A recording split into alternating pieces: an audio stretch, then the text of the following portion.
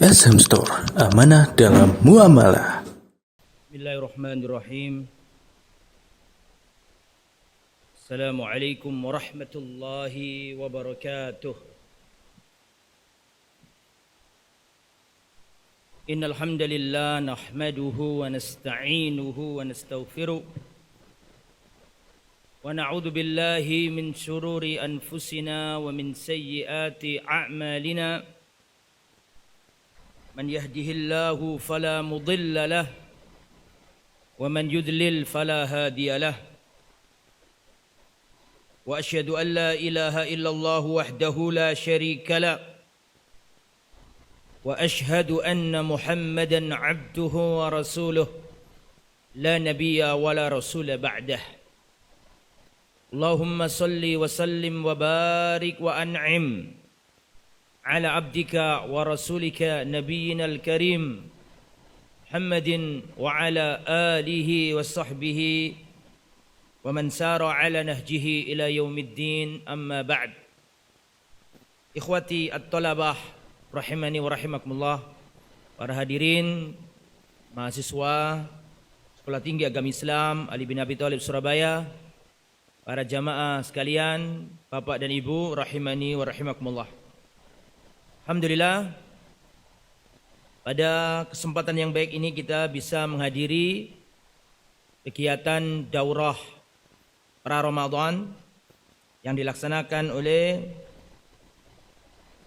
BEM Sekolah Tinggi Agama Islam Ali bin Abi Thalib Surabaya bekerjasama dengan Masjid Darul Hijrah, kampus Sekolah Tinggi Agama Islam Ali bin Abi Thalib Surabaya. Dan insyaallah pada sesi yang ketiga ini kita akan membahas potret salaf di bulan Ramadan. Ikhwatal iman rahimani wa rahimakumullah. Datangnya bulan Ramadan membagi manusia menjadi 4 golongan.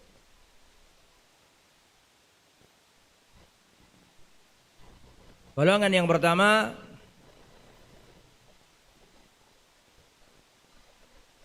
alladzi la ya'rifullaha illa fi Ramadan. Golongan yang tidak mengenal Allah kecuali di bulan Ramadan.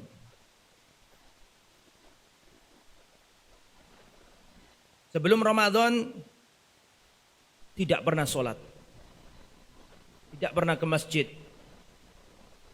tidak pernah baca Quran. Mushaf Al-Quran ditaruh di rak, di bupet, di almari, tak pernah dibuka.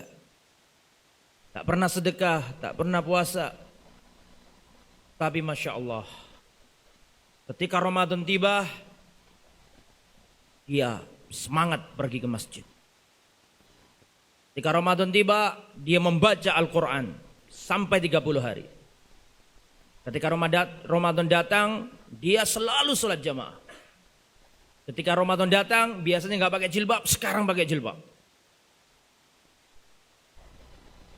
Ketika Ramadan datang, dia mendekat kepada Allah. Akan tetapi ketika Ramadan pergi pula sholat malam. Pergi pula qiraatul Quran. Pergi pula sholat berjamaah. Pergi pula ibadah-ibadah yang dilakukan ketika di bulan Ramadan. Ramadan pergi, ibadahnya pun ikut pergi. Mereka inilah Ramadaniyun, pengikut bulan Ramadan. Rasulullah sallallahu alaihi wasallam pernah mengatakan, rahima anfu rajulin dakhala alaihi syahrul Ramadan thumman salaha wa lam yughfar lahu. Celaka, merugi seorang yang menjumpai bulan Ramadan hingga Ramadan pergi berlalu, akan tetapi dosanya masih belum diampuni Allah Subhanahu wa taala. Ini golongan yang pertama, Ramadaniyun. Dia kenal sama Allah kalau di bulan Ramadan saja. Mereka inilah fanatikus bulan Ramadan. Sampai-sampai dia tidak mau ibadah kecuali di bulan Ramadan saja. Ramadaniyun. Yang kedua adalah alladzi la ya'rifullah la fi Ramadan wala fi ghair Ramadan. Orang yang tidak kenal Allah baik di luar Ramadan maupun di bulan Ramadan. Orang tak kenal Allah. Sebelum Ramadan tidak pernah ke masjid. Ketika Ramadan pun tidak ke masjid. Sebelum Ramadan tidak pernah membaca Al-Quran. Ketika Ramadan pun tak baca Al-Quran. Sebelum Ramadan tidak pernah sholat malam. Ramadan pun tidak pernah sholat malam. Siang hari bulan Ramadan dia tetap nongkrong di warung sambil jedul rokokan. Kesian. Ini orang yang hatinya nggak ada sinar sama sekali. Kesian orang nomor 2 ini. Mereka inilah ashqan nas, manusia yang paling celaka. Adanya Ramadan tidak menyentuh kalbunya. Kolbu lah, kalau kalbu lah. Apa artinya kalbu? Hah? Tapi jadi bahasa Indonesia kan? Kalbu. Kolbu ya. Datangnya Ramadan itu ibarat oase di tengah padang pasir yang gersang. Seorang harus turun dan meneguk segarnya oase tersebut. Dan harus bebersih dengan oase tersebut. Tapi dia biarkan begitu saja. Dia berlalu dan dia binasa di tengah padang pasir yang gersang. Ini orang yang celaka nih. Ada Ramadan, gak ada Ramadan, gak ngefek. Gak pernah sandalnya pergi ke masjid. Buru-buru orangnya, sandalnya tidak pernah. Artinya sandalnya gak pernah dipakai berjalan ke masjid. Ini kasihan sekali. Manusia yang paling celaka. Yang nomor 4. Sengaja saya salahkan. Antum fokus. Kalau bisa meluruskan berarti benar-benar gak ngantuk gitu. Berapa? Nomor 3, orang yang lupa kepada Allah. Orang yang sholatnya jarang-jarang, baca Quran hampir tidak pernah, sodako apalagi. Sholat malam tidak, mau sholat aja untung-untungan, apalagi sholat malam, tidak pernah sudah. Terus pokoknya orang lupa sama Allah. Tetapi ketika Ramadan datang, dia mengupgrade imannya. Dia tambah imannya. Dia mendekat kepada Allah. Dia ngakui bahwa dirinya salah. Dia mendekat kepada Allah. Dia sholat malam semangat. Baca Quran. Sholat jamaah tidak pernah telat. Dia perbarui imannya. Dia menyesal. Dia beristighfar. Dia bertaubat kepada Allah di bulan Ramadan. Dan ketika selesai bulan Ramadan, spirit Ramadan tidak ikut pergi. Dia tetap sholat malam. Dia tetap baca Quran. Dia tetap gemar berbagi. Ramadan pergi. Tapi spirit Ramadan tetap melekat dalam hati.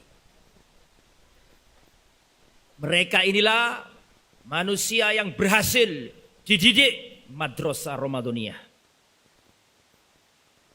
Mereka ini orang yang berhasil dididik bulan Ramadan. Saya kasih ilustrasi supaya lebih paham antum. Orang nomor berapa ini? Ibarat ulat yang menjijikkan, menggelikan, jelek. Orang tidak senang, orang muak, orang benci. Jalannya pun geremet. Orang jijik semua. Lalu ulat ini sadar, dia ingin memperbaiki diri. Dia puasa, dia berhenti. Berpuasa, tidak makan, tidak minum, jadi kepompong. Betul? Dia enggak puasa, enggak ngomong, enggak makan, enggak jalan, berdiam diri, introspeksi diri. Setelah itu dia jadi individu baru. Tidak geremet, tidak jalan, tidak lari, bahkan terbang. Betul? Enggak menggelikan lagi.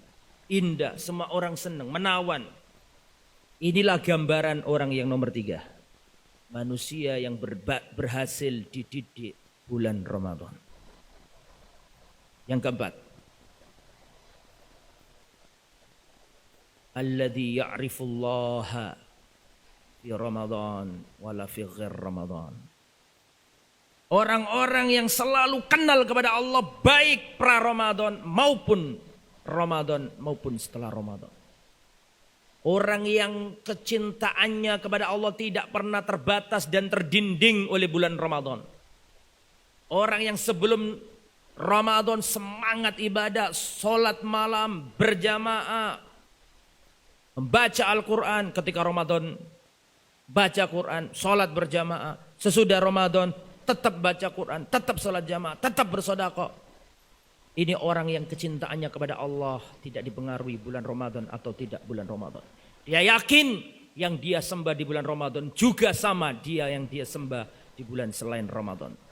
Bahwa Tuhan yang melihatnya ketika sholat di bulan Ramadan, itu pun Tuhan yang melihatnya ketika dia sholat di luar bulan Ramadan. Inilah manusia Rabbaniyun.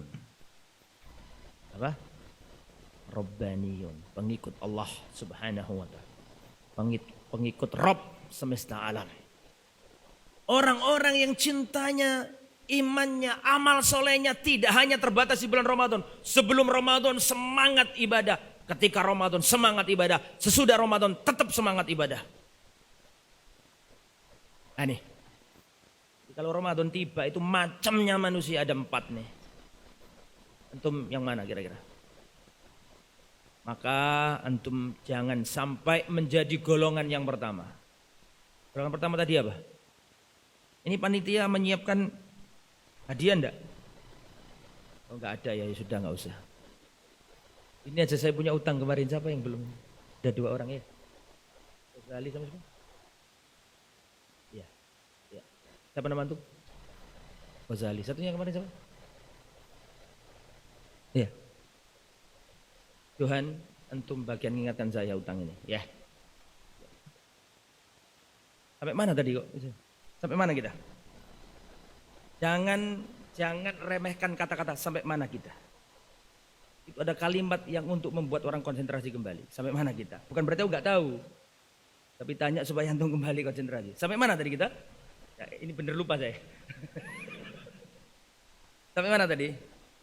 Nah itu ya, ada 4 macam manusia di bulan Ramadan. Tinggal kita mau mana ini kita.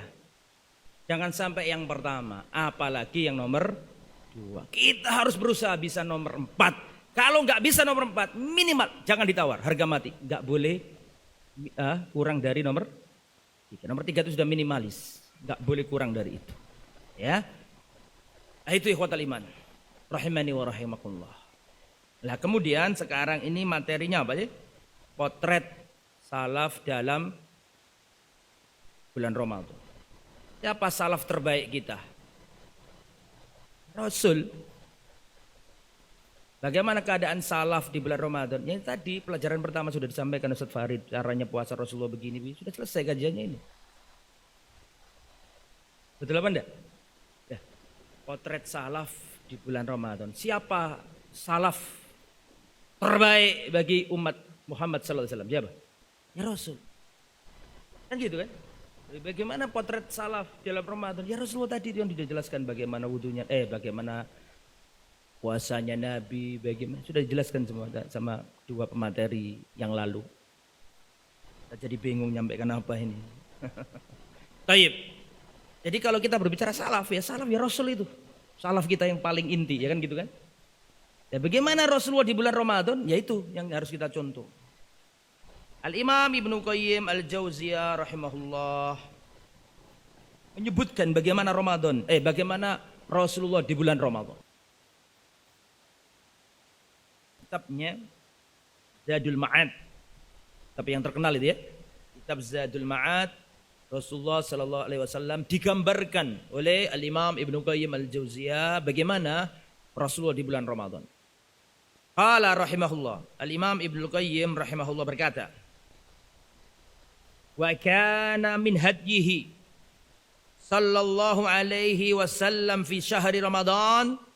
Adapun petunjuk Nabi di bulan Ramadan, bagaimana Nabi di bulan Ramadan?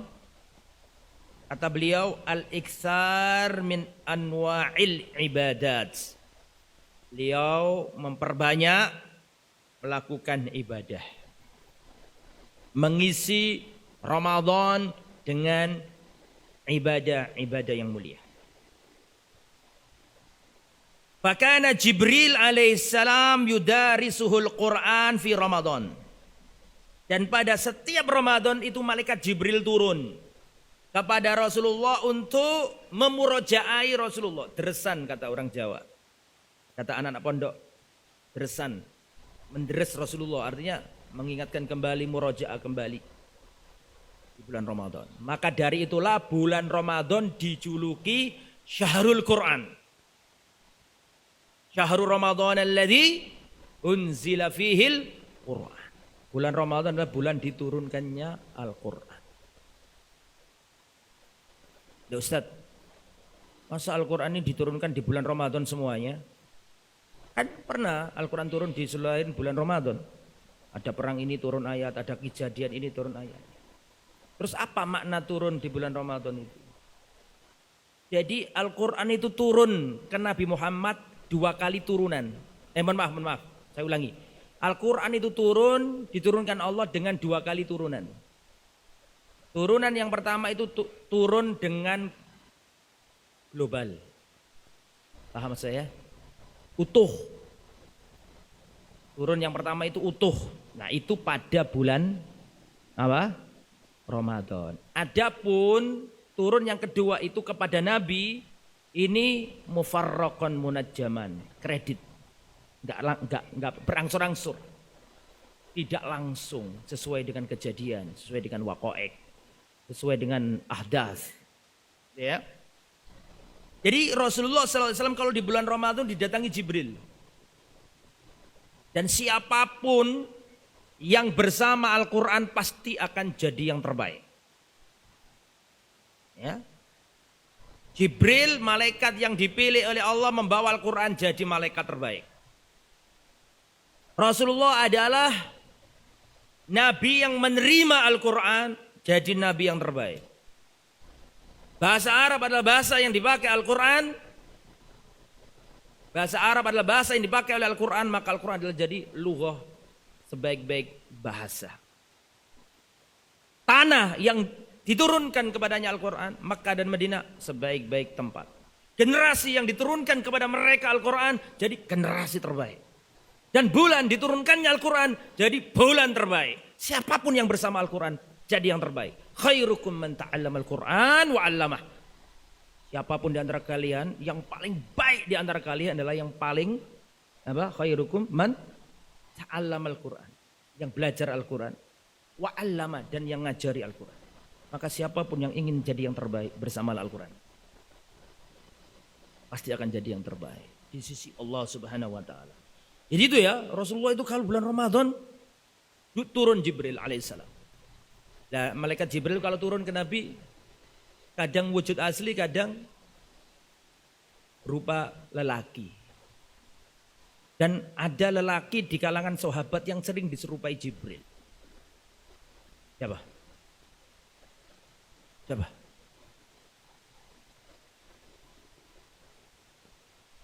Masa enggak ada yang tahu? Ada seorang laki-laki di kalangan sahabat itu sering diserupai Jibril. Ini karena rupawan, ganteng. Siapa nama sahabat itu? Siapa? Darir bin Abdillah. Bukan. Siapa? Ustaz Marsum? Kok kelihatannya mau angkat tangan? Siapa Ustaz? Ayah, Dihyah bin Khalifah Al-Kalbi. Bukan dia, kalau dia itu cewek. Ada perempuan Indonesia namanya dia. Bukan dia, dal ha ya ta, Dihyah Al-Kalbi. Tapi ada juga di kalangan sahabat yang sering diserupai iblis. Usahno iki ya. Apa namanya? Ada orang di zaman Nabi yang diserupai iblis. Dan ada yang mirip Dajjal juga di zaman Nabi. Dan ada yang mirip Nabi Isa. Nah, kok jadi enggak sesuai materi? Kembali ke materi kalau gitu. Ya. Jadi Rasulullah SAW itu kalau bulan Ramadan perhatian betul sama Al-Quran, sampai-sampai Jibril pun khusus turun untuk memurojaai Rasulullah Al-Quran. Jadi yang pertama, yang paling membekas dan kelihatan di bulan Ramadan pada sosok diri Rasulullah adalah Al-Quran. Ya. Kana khuluquhul Quran, akhlaknya Nabi itu Al-Quran. Kalau istilah orang sekarang seperti Al-Quran berjalan. Artinya semua akhlaknya Nabi itu Al-Quran itu tidak. Tawaduknya, keberaniannya, ketakutnya kepada Allah, tauhidnya, tawaduknya, iktimadnya, tawakalnya, itu isinya Al-Quran. Jadi perbuatan Nabi sehari-hari itulah penafsir dari Al-Quran. Itu ya. Kemudian fakana idza laqiyahu Jibrilu ajwad bil khair minir rihil mursalah. Dan Rasulullah itu kalau sudah ketemu sama Jibril, itu menjadi orang yang paling dermawan seperti atau bahkan lebih dermawan daripada angin yang berhembus. Angin yang bisa memasakkan pohon-pohon kurma. Buah. Angin yang berhembus. Ini menggambarkan kedermawanan. Rasulullah sedekah. Kalau bulan Ramadan itu luar biasa sedekahnya Rasulullah sallallahu alaihi wasallam. Dan Rasul itu beda dengan kita. Kita ini sholat mikiri bagaimana caranya dapat duit. Tapi Rasulullah itu sholat pernah teringat bagaimana cara ngasih duit. Begini, Rasulullah pernah sholat. Waktu sholat itu setelah salam Rasulullah berdiri pulang ke rumah. Para sahabat heran dong, kenapa Rasulullah setelah sholat salam langsung pergi berdiri? Ini nggak biasanya. Biasanya Rasulullah itu kalau habis sholat menghadap ke arah jamaah kan gitu kan. Ini Rasulullah enggak, setelah salam berdiri keluar dari masjid. Para sahabat ada apa ini Rasulullah kok enggak seperti biasanya. Ternyata selang beberapa waktu Rasulullah balik ke masjid. Ditanya sama para sahabat, ya Rasulullah sallallahu alaihi wasallam, kenapa Anda tadi setelah sholat langsung berdiri? Kata Rasulullah, dalam sholatku tadi aku teringat bahwa dalam rumahku ada lempengan atau potongan-potongan emas yang belum aku bagikan. Rasulullah itu sholat kadang terbesit, terpikir ngasih orang. Beda dengan kita, terutama para pedagang. Itu Allahu Akbar, kalkulatornya keluar semuanya. Tadi saya kulakan sekian, tadi diutang orang belum saya catat, keluar semuanya angka-angka itu. Alaysa kadzalik? Rasulullah enggak. Rasul dulu kepikiran bagaimana ngasih nih karena khawatir tertimbun di rumahnya. Nah itu kalau Ramadan lebih dermawan lagi Rasulullah. Rasulullah itu orang yang paling dermawan. Ketika perang Hunain itu semua orang-orang kafir, orang Quraisy yang baru masuk Islam, bahkan yang kafir dikasih sama Nabi. Mu'alaf. Mu'alaf itu enggak mesti Islam. Mu'alaf itu apa artinya mu'alaf itu? Mu'allaf yang ditaklif hatinya, bisa jadi Islam, bisa jadi sebelum Islam tapi ada harapan orang itu masuk Islam. Abu Sufyan mengatakan, ya Rasulullah, minta unta, kasih Rasulullah 100 unta. Unta loh ya, bukan kambing loh ini, unta 100 unta. Ya Rasulullah, anakku belum, Muawiyah, kasih lagi 100 unta. Anakku satunya ya Rasulullah, Yazid belum, 100 unta. Hakim bin Hizam minta lagi 100 unta. Sampai orang-orang Mekah mengatakan, wahai manusia mintalah Muhammad. Karena Muhammad ini ngasih orang gak takut fakir. Sampai orang datang ke Nabi sampai ditarik-tarik bajunya Nabi. Sampai Nabi mengatakan, wallahi seandainya aku punya akan saya kasihkan ke sekalian semua. Rasulullah itu la yaruddu sa'ilan. Rasulullah itu tidak pernah menolak orang yang minta. Rasulullah tidak pernah menolak orang yang apa? Minta. La yaruddu sa'ilan. Ini bagaimana dermawanannya Rasulullah SAW. Ini kita belum berbicara sahabat, belum berbicara apa?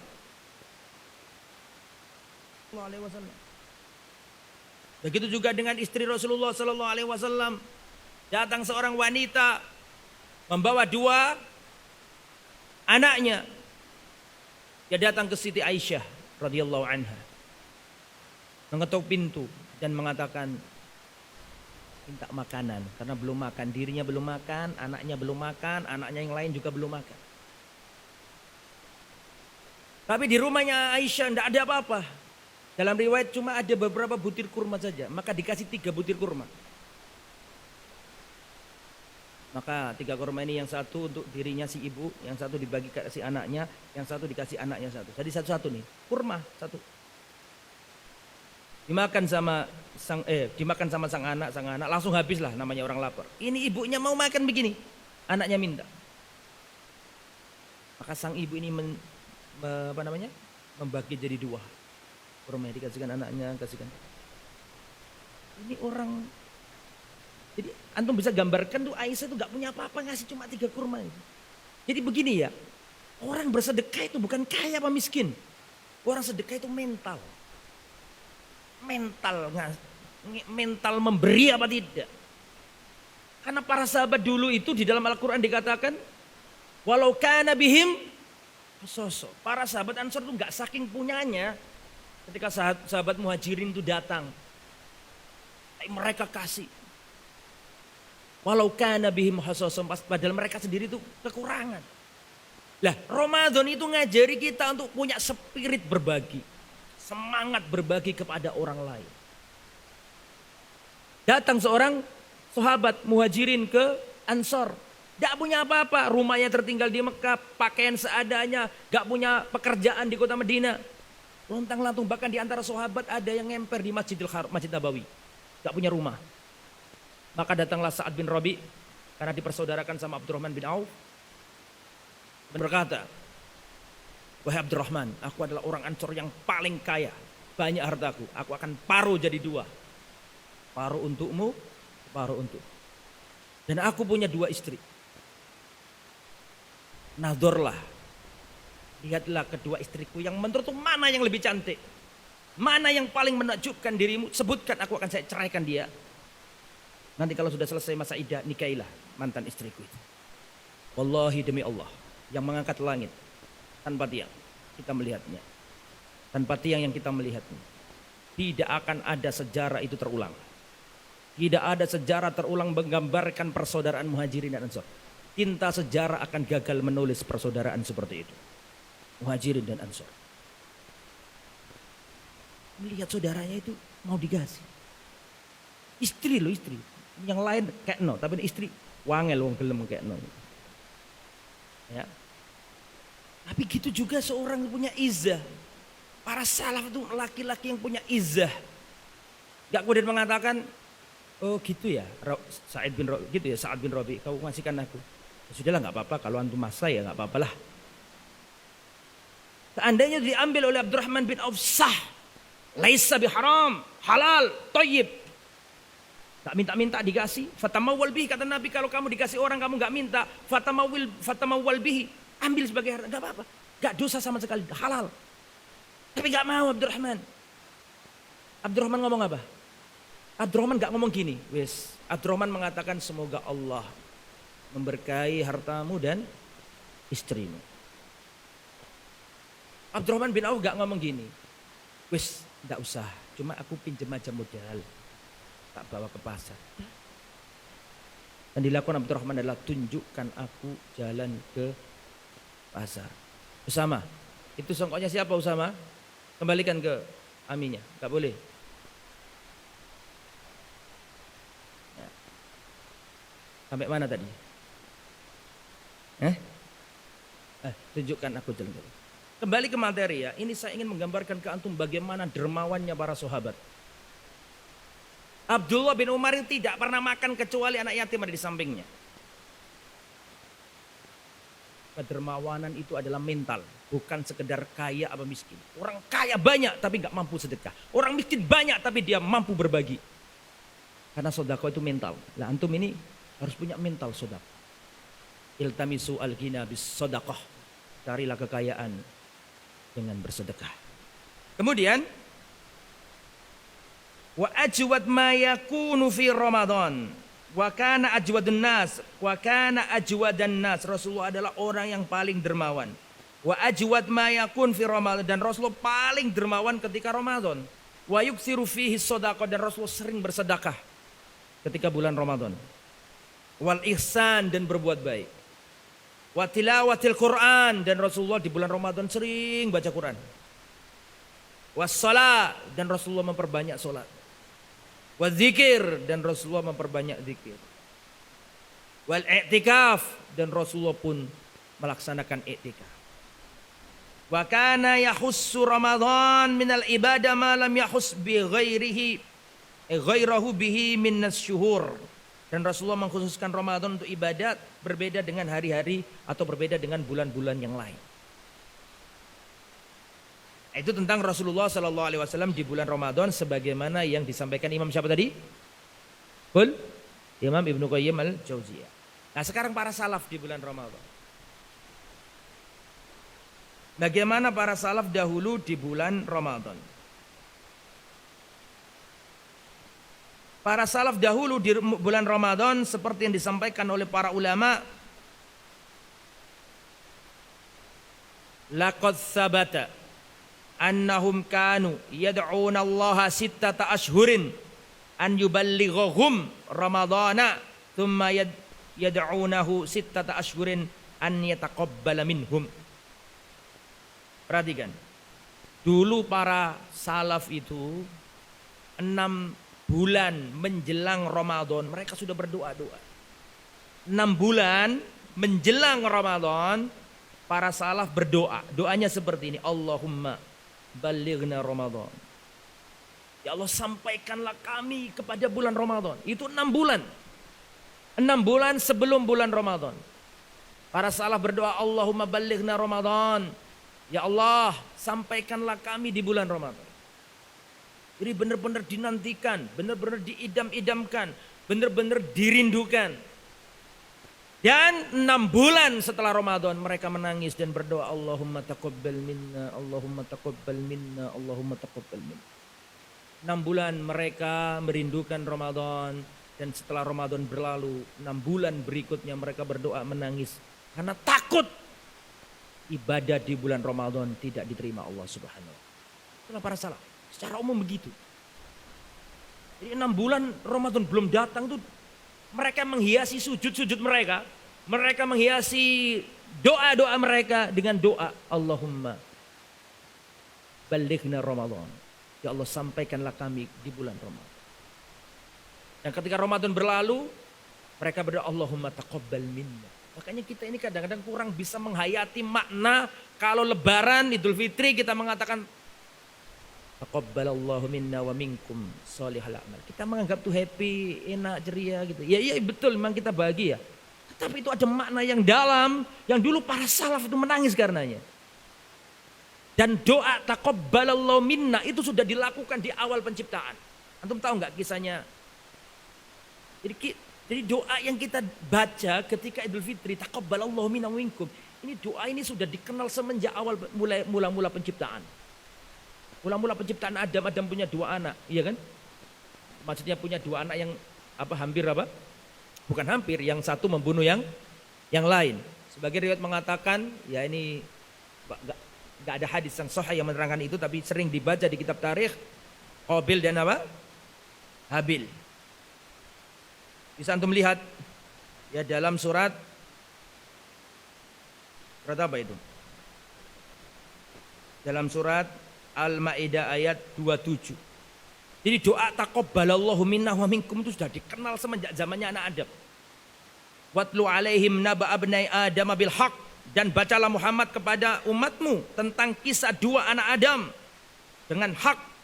Id qarraba qurbanan fatuqabbala min ahadihima wa lam yutaqabbal minal akhar. Kedua-duanya diperintahkan untuk mempersembahkan kurban. Betul? 2 anak kecil, ayo keluar, jangan rame. Anakku dewe. Ayo keluar. Jadi gak apa-apa aku ngelok nong anakku dewe kan. Sudah keluar ya. Oke, sampai mana tadi kita? 2 orang ini membuat saya gak konsentrasi dari tadi. Ya, sampai mana tadi? Ya, Al-Maidah ayat 27. Watlu alaihim naba abnai Adam bil haqq id qarraba qurbanan fatuqabbala min ahadihima wa lam yutaqabbal minal akhar. Bacalah Muhammad kepada umatmu tentang 2 kisah anak Adam Yang kedua-duanya diperintahkan untuk menyembahkan atau mempersembahkan kurban. Fatuqubbila min ahadihima.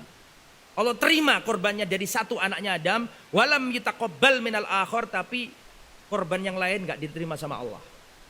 Kemudian yang enggak diterima korban yang ngomong la aqtulannak, aku akan membunuhmu. Kenapa korbanmu diterima Allah? Kenapa korbanku enggak diterima Allah? Kan gitu kan ceritanya kan? Hasad, iri.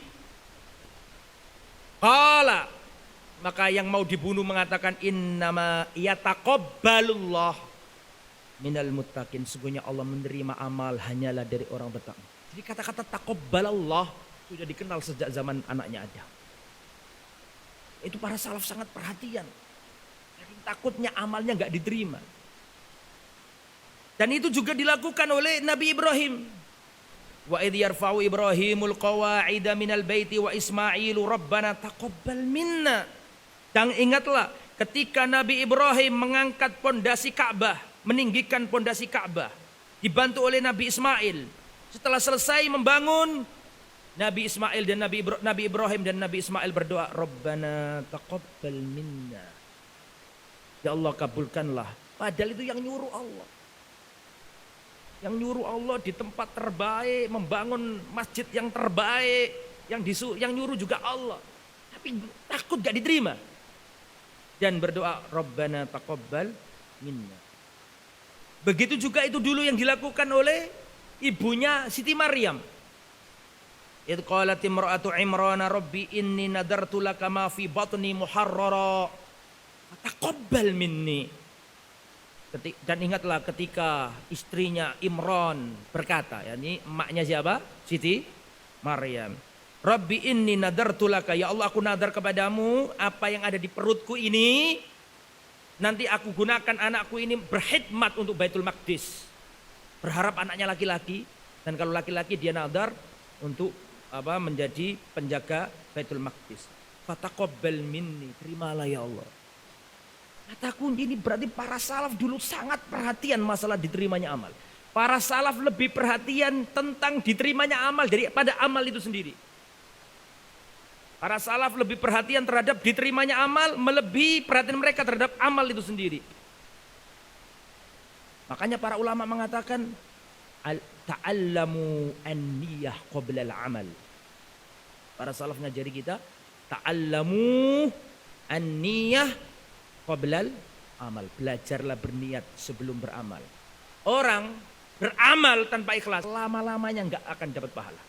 Tapi orang berniat tanpa amal, suatu saat dapat pahala. Dia sudah niat, sudah bagus, tapi tak punya duit untuk pergi umrah misalnya. Tapi dia sudah niat, dapat pahala karena niatnya.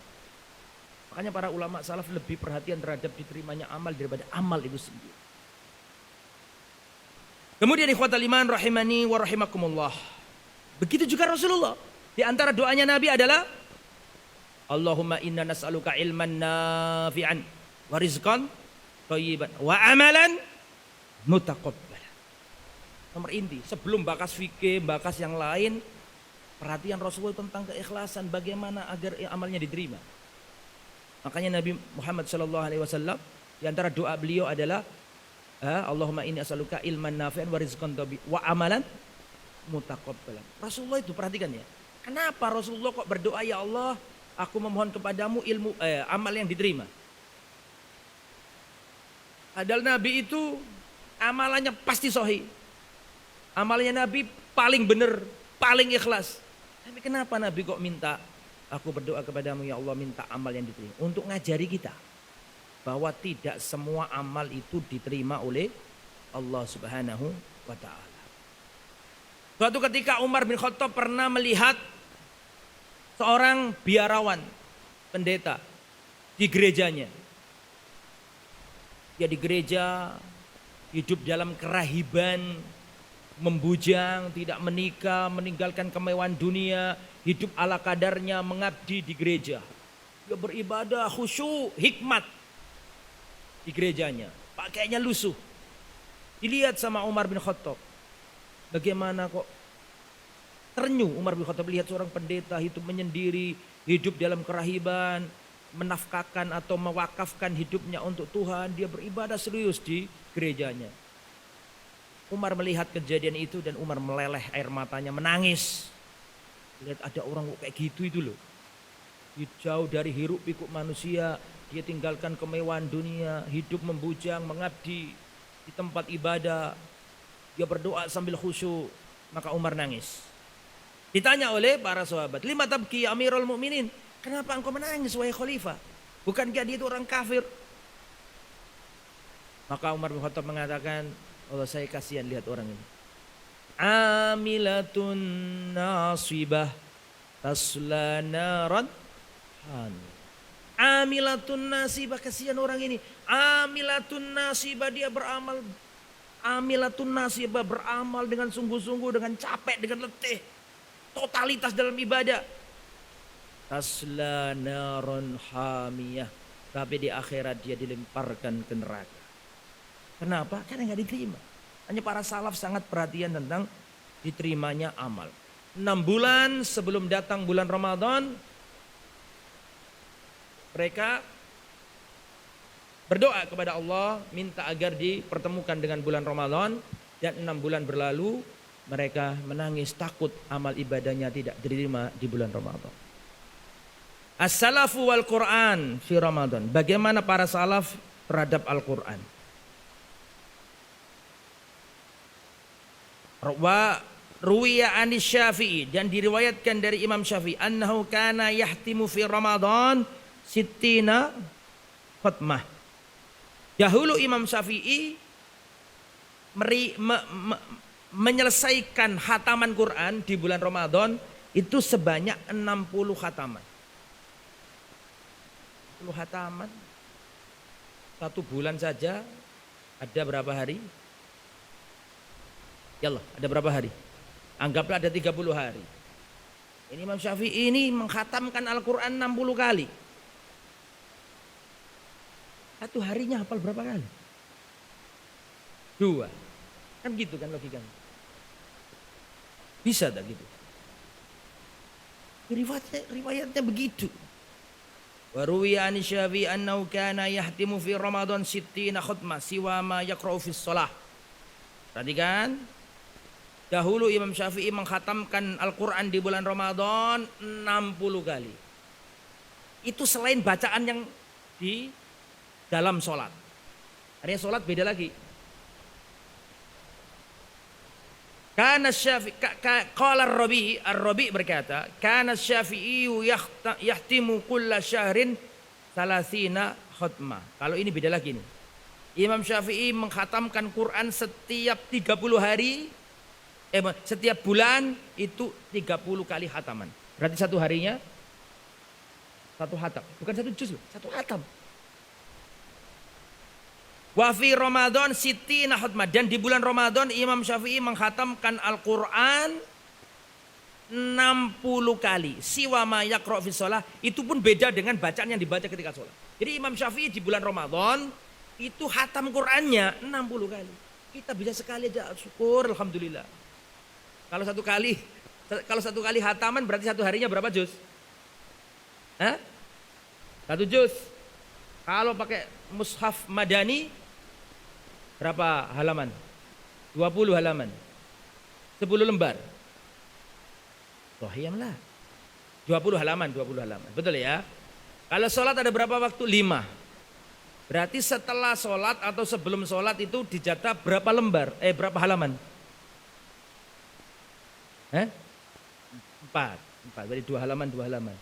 Betul begitu ya? 4 kali 5. Berapa? 4 kali 5 20.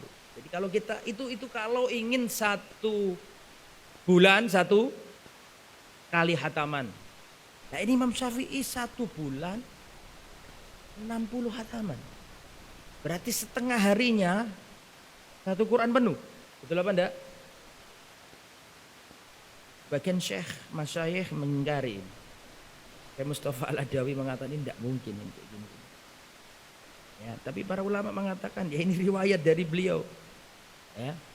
Nah, ini sudah dijelaskan sama Al-Imam siapa ini? Al-Imam Ibnu Rajab. Ibnu Rajab mengatakan qad yatabadar ila dhihni ahadina iskal Mungkin sebagian kita akan mikir, ini nggak mungkin ini. Kan gitu kan ya. Fayaqulu qad ja'an nahyu anin nabiyyi dam man yaqra'ul Qur'an fi aqall min salasin. Rasulullah sallallahu alaihi wasallam melarang seorang itu menghatamkan Al-Qur'an kurang dari 3 hari, tidak boleh. Karena orang kalau menghatamkan Al-Qur'an kurang dari 3 hari pasti nggak akan kurang dari 3, maksudnya satu, gimana ini maksudnya? Dami man yaqra'ul Qur'ana fi aqall min salasin. Fa kaifa haula'il ulama yukhalifuna dzalik? Qala Ibnu Rajab inna ma waradan nahyu an qira'atil Qur'an fi aqall min salasatin alal mudawama ala dzalik. Wa inna ma waradan nahyu. Jadi ada larangan. Ada larangan bahwa enggak boleh seorang itu menghatamkan Al-Qur'an kurang dari 3. Karena pasti enggak akan apa? Enggak akan konsentrasi, bacanya pasti cepat, kurang tajwidnya kurang dan seterusnya.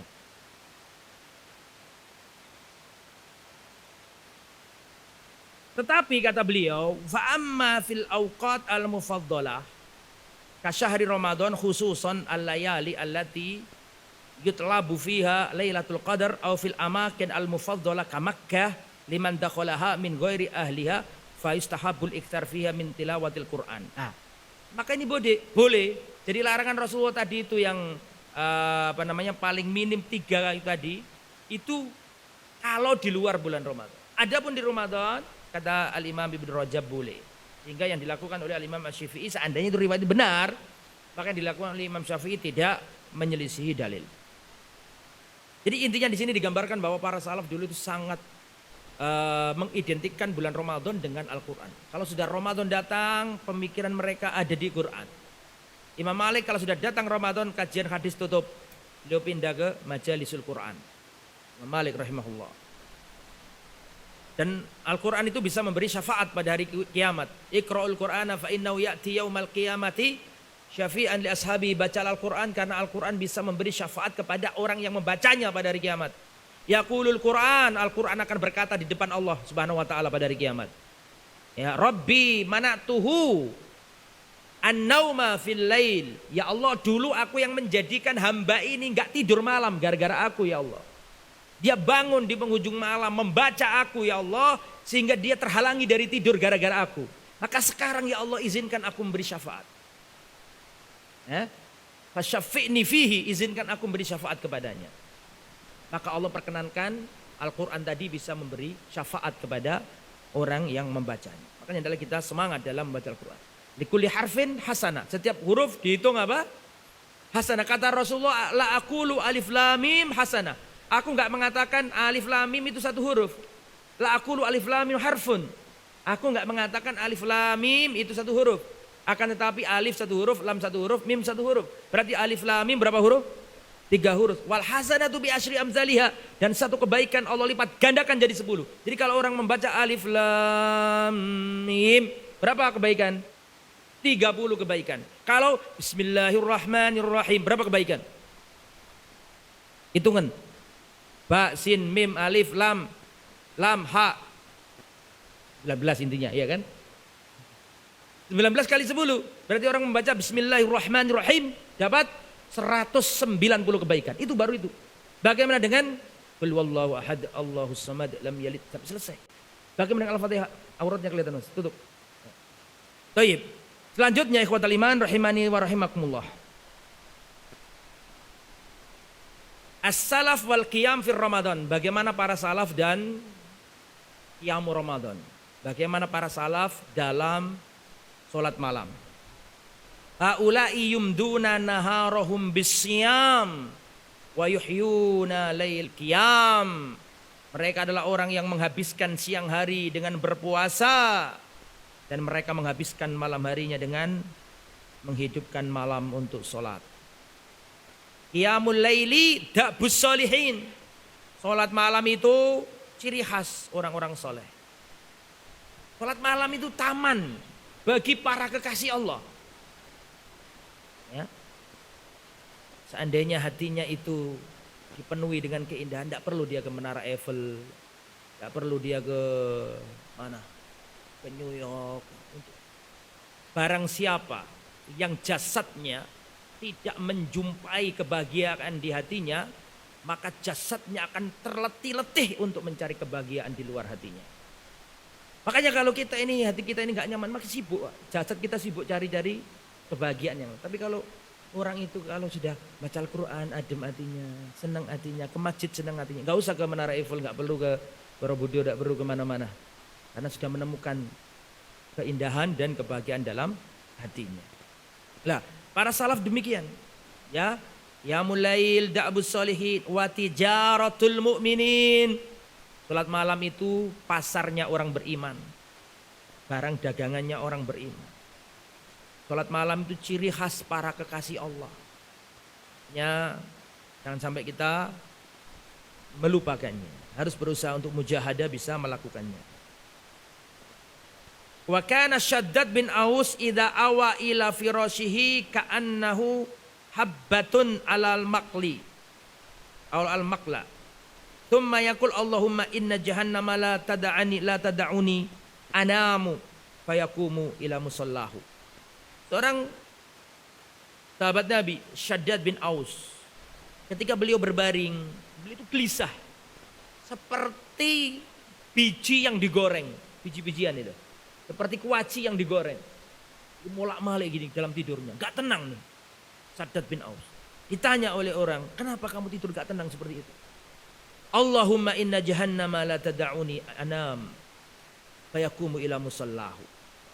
Saya gak tenang ketika tidur karena neraka jahanam tidak membiarkan mataku terpejah. Eling neraka gitu. Jadi sholatnya gak tenang. Hanya beliau bangun dan sholat. Dan Umar bin Khattab, kalaulah bukan karena 3 hal, aku gak ingin lama-lama hidup di dunia ini. Kalaulah bukan karena 3 hal. Yang pertama al-jihad fisabilillah. Karena beliau adalah khalifah. Mau gak mau harus menjalankan perintah jihad. Menyebarkan Islam. Menaklukkan Romawi dan Persia. Jihad fisabilillah. Yang kedua, qiyamul lail. Bangun sholat malam. Sholat malam itu rekreasinya orang-orang beriman. Sholat malam itu tamasyanya para kekasih Allah. Jadi gak perlu dia bingung-bingung cari wisata kemana-mana. Karena orang yang beriman akan menjumpai kelezatan yang luar biasa dalam sholat malam. Dan kelezatan itu ada 3 ya jemaah. Kelezatan ada berapa? Ada 3. Yang pertama adalah al-ladzah al-hayawaniyah. Kelezatan yang dirasakan manusia tapi hewan pun bisa merasakan. Ladzah hayawaniyah. Apa contohnya? Contohnya lezat bagi hewan itu apa? Enak makan, enak minum, enak tidur, enak kawin. Gak ono nikmat lain menurut hewan, yusiku nikmat menurut hewan. Enak makan, enak tidur, enak kawin itu. Kalau kita hidup di dunia ini, orientasi kita cari enak makan, enak tidur, enak kawin. Ini mah gak usah sekolah. Hewan pun gak pernah sekolah, dikasih sama Allah Subhanahu Wa Taala. Pasti dikasih sama Allah. Meskipun gak pakai perguruan tinggi, kasih sama Allah. Enak makan, enak tidur, enak kawin. Hewan pun bisa dikasih Allah. Tetapi kalau kita hanya menginginkan seperti itu, orientasi hidup kita ngejar itu, ya kelasnya kelas hewan kita. Lazah yang nomor 2 adalah al-lazah asy-syaitoniyah. Kelezatan yang ingin ditarget oleh setan, kelezatan yang diinginkan oleh manusia, tapi itu juga kelezatan yang dirasakan oleh para setan. Apa itu? Kelezatan bermaksiat, kelezatan berzina, kelezatan minum minuman keras, kelezatan merokok, kelezatan minum minuman keras, kelezatan berzina, zina itu lezat bagi pecandunya. Minuman keras itu lezat bagi pecandunya. Rokok lezat bagi para pecandunya. Enggak rokok bisa pusing kepalanya. Iya kan? Lezat. Tetapi kalau kelezatan yang seperti ini kita cari, ya kelas kita adalah kelas apa? Maka carilah kelezatan. Yang nomor 3, al-ladzah al-malakiyah. Kelezatan yang dirasakan manusia dan dirasakan oleh malaikat. Hewan dan setan nggak bisa merasakannya. Apa itu? Lezat mengabdi beribadah, lezat menghadiri majelis ilmu. Malaikat menghadiri majelis ilmu, Pak. Dalam hadis diterangkan, betul apa enggak? Majtama qaumun fi baitin min buyutillah, tidaklah seorang kumpul di masjid di antara rumah-rumah Allah kecuali malaikat turun meletakkan apa? Sayap-sayapnya. Malaikat Jibril pun pernah datang ke kajiannya Rasulullah. Betul? Nikmat menuntut ilmu, nikmat sholat malam, nikmat bersilaturahim, nikmat beribadah. Inilah nikmat yang berusaha kita cari. Jadi ya, kelezatan apa tadi nomor 3? Al-malakiyah. Kita berusaha untuk seperti itu. Nah, begitu juga dengan para salaf nih. Ketika beliau tidur gelisah, di antaranya wa kana Tawus, dan dulu Imam Tawus kalau malam bergegas meloncat dari kamar tidurnya atau dari tempat tidurnya. Tsumma yatahhar, kemudian beliau bersuci. Wastaqbilul kiblah, menghadap ke arah kiblat. Hatta sobah, sampai pagi hari. Terus beliau ditanya, beliau mengatakan, kenapa kok selalu melakukan itu? Maka beliau menjawab, Toyyaro dzikru jahannam, Toyyaro dzikru jahannam naumal abidin. Mengingat neraka jahannam itu membuat terbang tidurnya para orang soleh. Artinya orang soleh itu terbang tidurnya, nggak bisa tidur lagi gara-gara ingat neraka jahannam. Kala tadi sebelum selesai tadi Umar bin Khattab tadi perkataannya ya, ada 3 tadi ya, dan 1 apa tadi? Jihad fisabilillah. Yang kedua qiyamul lail. Yang nomor 3 mujalasatus solihin, bertemu sama teman-teman yang soleh, mendengarkan ayat Al-Quran, mendengarkan hadis-hadis Nabi. Kalau bukan karena 3 hal ini, tidak ada indahnya dunia lagi. Jihad fisabilillah, sholat malam, dan duduk bersama orang-orang baik, membaca Al-Quran, mendengarkan hadis Rasulullah SAW. An Malik bin Abdullah bin Abi Bakar, sami'tu abi, aku mendengar bapakku berkata, kunna nansarifu fi Ramadan minal qiyam. Dulu ketika bulan Ramadan kami selesai dari sholat malam, itu kalau pelayan-pelayan kami sudah kedengaran di dapur untuk menyiapkan makanan. Itu benar-benar lama bacaannya itu. Ini banyak ya, antum bahas itu banyak itu. Qiyamul lail wassalaf. As-salaf wa qiyamul lail. Ya, banyak sekali. Dan mereka itu menjaga betul. Ada di antara salaf tuh bangun sholat malam, dia berdoa nangis-nangis. Kalau ada gerakan istrinya yang menunjukkan dia bangun, adalah istrinya. Istri itu coro Jawa ini garwo, si garane nyowo, ya kan? Artinya seandainya amalannya diketahui juga, ya no problem lah. Wong Al-Quran itu menggambarkan istri itu dengan libas. Hunna libasul lakum. Jadi juruane kita istri rokabe, aurate kita rokabe. Seandainya kok ini diketahui istrinya, enggak ada masalah. Tapi sama istrinya enggak mau dia diketahui. Sholat malam. Dan saya pernah jumpa seseorang ngobrol sama saya. Istrinya wafat. Terus dia cerita kebaikan istrinya, Ustadz, istri saya itu baiknya luar biasa. Gak pernah mendahului aku sholat malam. Gak pernah aku mendahuluinya. Dia ngomong gitu. Dia selalu sholat malam di luar. Ya.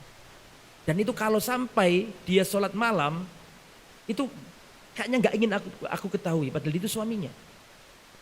Bahkan gak mau bareng. Dia selalu mendahului aku supaya dia itu gak tahu kalau sholatnya itu. Tapi sekarang istrinya meninggal dunia. Rahimahullah. Jadi para salaf dulu seperti itu. Sangat menjaga keikhlasan. Ada Al-Imam Ayyub As-Sikhtiyani. Dia pernah menyampaikan kajian begini di depan para murid-muridnya. Dia membaca hikmah hadis Rasulullah. Dia nggak kuat, pengen nangis ketika menjelaskan hadis itu. Dia menangis tapi dia nggak mau al-buka lillah. Tangisan yang dapat pahala itu tangisan hanya karena Allah. Maka dia memendam bagaimana caranya agar matanya itu nggak keluar air mata di depan para muridnya. Tapi nggak kuat dia, akhirnya air matanya jatuh. Maka dia mengambil tisu dan mengatakan, alangkah beratnya penyakit flu. Ma'asyadda zukam. Saking gak inginnya, dikira nangis. Sampai seakan-akan menampakkan dirinya apa? Tapi beliau gak bohong. Karena beliau gak mengatakan, alangkah aku sedang kena penyakit flu. Beliau gak ngomong gitu. Dia mengatakan penyakit flu itu sungguh berat. Itu ya. Kemudian di sini juga ada as-salaf wal jud fi Ramadan. Dan referensi masalah ini banyak kok. Antum ketik di internet as-salaf wa Ramadan, ahwalus salaf kasir, banyak macam-macam riwayatnya dan ini nggak mungkin saya sampaikan semua. As-salaf wal jud fi Ramadan, para salaf dan kedermawanan. Ini banyak, salah satunya adalah hadisnya Rasulullah sallallahu alaihi wasallam. Qala Ibnu Rajab, Al-Imam Ibnu Rajab berkata, qala Syafi'i rahimahullah, ahabbul lirrajuli az-ziyada bil jud fi syahri Ramadan. Di sini dikatakan uhibbu lirrajuli az-ziyada bil jud fi syahr Ramadan. Aku senang kalau seorang laki-laki itu menambah kedermawanannya di bulan Ramadan. Iktidaan bi Rasulillah, sebagaimana Rasulullah. Rasulullah itu tanpa Ramadan sekalipun sudah dermawannya luar biasa. Tapi kalau Ramadan lebih dermawan lagi Rasulullah SAW. Walihajatin nasfihi ila masolihim, dan memang Ramadan itu orang lebih butuh untuk sahurnya, untuk bukanya, ya, dan seterusnya. Wa kana Ibnu Umar yasumu wa la yuftir illa ma'al masakin, dan dahulu Abdullah bin Umar tidak pernah berbuka kecuali di sampingnya ada orang-orang fakir, diajak berbuka sama dia. Dan dalam riwayat tidak pernah Abdullah bin Umar makan kecuali ada anak yatim di sampingnya. Abdullah Umar ini sahabat Nabi yang luar biasa berusaha iktidaan bi Rasulillah. Semua sahabat Nabi iktidak kepada Rasulullah. Tapi kata Aisyah, tidak pernah aku melihat seorang laki-laki yang paling tinggi semangat ittiba'nya kepada Rasulullah melebihi siapa? Abdullah bin Umar. Kata Aisyah nih, sampai dalam pakaian, sampai dalam gerak-geriknya pengen mirip Rasulullah SAW. Karena Abdullah bin Umar ini berjalan, terus tiba-tiba beliau berhenti. Dikira teman-temannya mau sholat atau mau apa gitu. Ternyata beliau qada'ul hajah, buang kotoran gitu. Mereka balik, kenapa kamu milih tempat ini? Karena dulu aku pernah melihat Rasulullah buang hajat di tempat ini. Sampai dalam hal-hal yang itu saking senangnya dan berusahanya meniru Rasulullah, termasuk sandalnya. Ingin berusaha meniru Rasulullah SAW.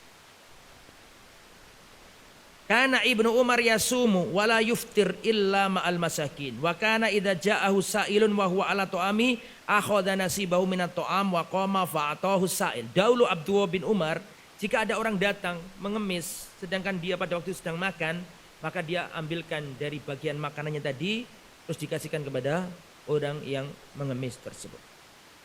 Wallahu a'lam bishawab. Di sini khulasa Ramadan salaf, yakni al-imsak an ta'ati jami'il muftirat. Secara umur global bahwa para salaf itu Ramadan enggak Ramadan itu sama aja mereka, sama aja dalam artian totalitas dalam ibadah. Dan dari 4 kategori respon manusia terhadap Ramadan tadi yang saya jelaskan di awal, kira-kira para salaf nomor berapa? 4. Para salaf tidak berubah. Bahkan ditinggal Ramadan itu masih nangis mereka. Saking takutnya ibadahnya itu enggak diterima ketika di bulan Ramadan. Itu para salaf kita, para salafun saleh. Dan para salaf ini secara umum bagaimana sahabat di matanya sahabat. Antum carikan teks nas sahabat mensifati sahabat. Di antaranya adalah Abdullah bin Mas'ud. Bagaimana Abdullah bin Mas'ud mensifati teman-temannya para sahabat. Beliau mengatakan, "Man kana minkum mustanna falyastanna biman qad mata." Barang siapa di antara kalian ingin mencari suri toladan, petunjuk, maka carilah suri toladan dan petunjuk itu dari orang-orang yang sudah mati. Abdullah bin Mas'ud ngomong begini di depan para tabi'in. Para sahabat senior banyak yang sudah wafat. Abdullah bin Mas'ud punya murid-murid tabi'in. Kemudian Abdullah bin Mas'ud mengatakan, "Man kana minkum mustanna falyastanna biman qad mata." Barang siapa di antara kalian ingin mencari suri toladan, petunjuk, maka carilah petunjuk dan suri toladan dari orang-orang yang sudah mati. Ulaika ashabu Muhammadin sallallahu alaihi wasallam. Mereka itu adalah sahabatnya Muhammad sallallahu alaihi wasallam. Li'annal hayya la tu'manu alaihi fitnah. Karena orang yang masih hidup itu tidak aman dari fitnah. Antum jangan ngefan berlebihan kepada orang yang masih hidup. Jangan mengidolakan berlebihan orang yang masih hidup. Fa innal hayya la tu'manu alaihi fitnah. Karena orang yang masih hidup itu enggak aman dari fitnah. Disuruh mengambil pelajaran dari orang-orang yang sudah mati. Kata siapa? Kata Abdullah bin Mas'ud. Siapa itu? Ulaika ashabu Muhammad sallallahu alaihi wasallam. Mereka adalah sahabat Nabi Muhammad sallallahu alaihi wasallam. kanu abarra hadhil umma quluban. Mereka adalah manusia yang paling bersih hatinya. Wa a'maqaha ilman, manusia yang paling dalam ilmu. Wa aqallaha takallufan, yang paling sedikit takallufnya, neko-nekonya. Qaumun ikhtarahumullah li suhbati nabiyhi. Mereka adalah kaum yang dipilih oleh Allah untuk menemani nabinya. Fa'rifu lahum fadlahum, ketahuilah oleh kalian keutamaan-keutamaan mereka. Wattabi'uhum fi atharihim, ikutilah jejak-jejak mereka. Fa innahum kanu 'alal hadil mustaqim, karena mereka itu berada di atas jalan yang lurus. Ini Abdullah bin Mas'ud ngomong tentang dulur-dulurnya, saudara-saudaranya. Abdullah bin Mas'ud juga mengatakan, innallaha nadhara fi qulubil ibad fawajada qalba Muhammadin khaira qulubil ibad. Allah Subhanahu wa taala melihat hati-hatinya manusia yang ada di jagat raya ini. Fawajada qalba Muhammadin khaira qulubil ibad. Maka Allah menjumpai hatinya Nabi Muhammad, hati yang paling bersih. Maka Allah pilih menjadi Rasul. Thumma nadhara ila qulubil ibad ba'da qalbi Muhammadin sallallahu alaihi wasallam. Kemudian Allah melihat hati-hatinya manusia di jagat raya ini sesudah hatinya Nabi Muhammad. Fawajada quluba ashabi Rasulillah khaira qulubil ibad. Maka Allah menjumpai hati-hatinya para sahabat adalah hati-hati yang paling bersih di muka bumi setelah hatinya Rasulullah.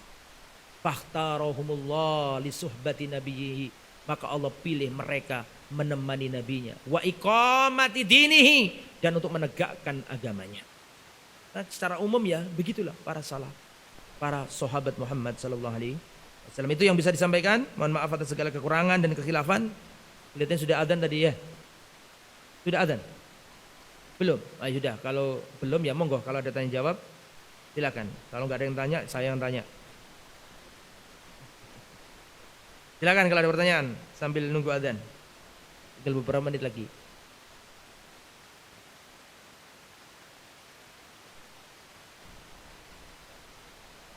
Cukup ya? Kalau nggak ada, kita cukupkan sampai di sini. Mudah-mudahan yang disampaikan bermanfaat. Mohon maaf atas segala kekurangan dan kekhilafan. Subhanakallahumma bihamdika asyhadu an la ilaha illa anta astaghfiruka wa atubu ilaik. Wassallallahu ala nabiyyina Muhammad wa ala alihi da'wana alhamdulillahi rabbil alamin. Wassalamu alaikum warahmatullahi wabarakatuh.